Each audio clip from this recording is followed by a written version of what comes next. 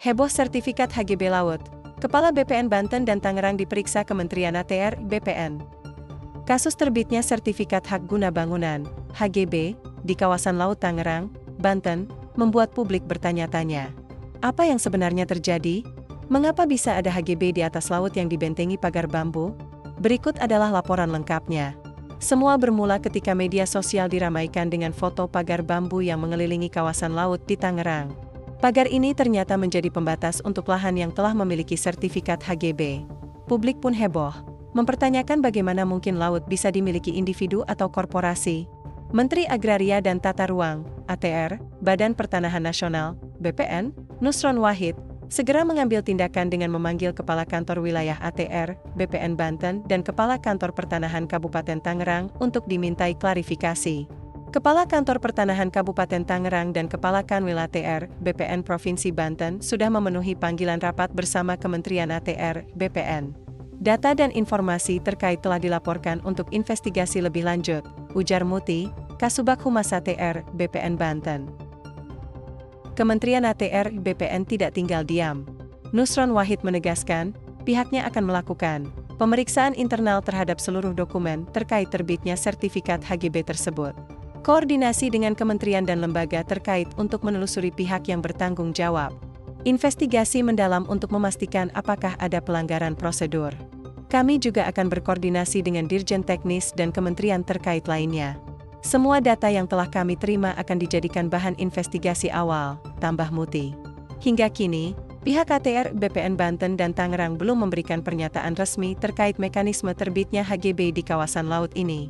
Namun, kasus ini mengundang tanda tanya besar, terutama soal 1. Legalitas penerbitan HGB di laut. 2. Pihak yang mengajukan sertifikat tersebut. 3. Tujuan penggunaan lahan tersebut.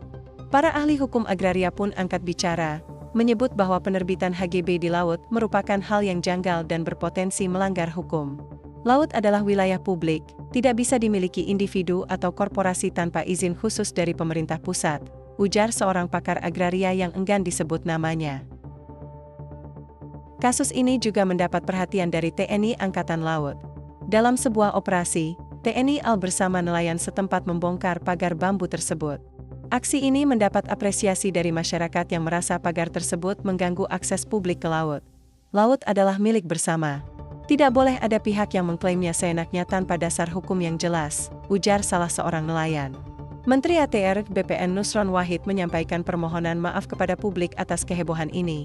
Ia berjanji akan mengusut tuntas kasus ini hingga ke akar-akarnya. Kami akan memastikan bahwa kejadian seperti ini tidak akan terulang lagi di masa depan, tegasnya. Kasus ini membuka diskusi lebih luas tentang peran negara dalam mengawasi penerbitan sertifikat tanah. Apakah ini murni kelalaian atau ada permainan pihak tertentu? Pemerintah pusat perlu memastikan transparansi dalam proses ini agar tidak ada pihak yang dirugikan. Kasus ini membuka diskusi lebih luas tentang peran negara dalam mengawasi penerbitan sertifikat tanah. Apakah ini murni kelalaian atau ada permainan pihak tertentu? Pemerintah pusat perlu memastikan transparansi dalam proses ini agar tidak ada pihak yang dirugikan. Kasus HGB di Laut Tangerang ini menjadi pelajaran penting bagi semua pihak. Pemerintah, swasta, dan masyarakat harus memahami aturan agraria yang berlaku untuk menghindari konflik di kemudian hari. Mari kita tunggu hasil investigasi resmi dari Kementerian ATR, BPN. Dengan artikel ini, semoga pembaca bisa memahami lebih dalam mengenai kasus ini dan ikut serta mengawasi jalannya investigasi. Bagaimana pendapat kamu soal kasus ini? Tulis di kolom komentar, ya!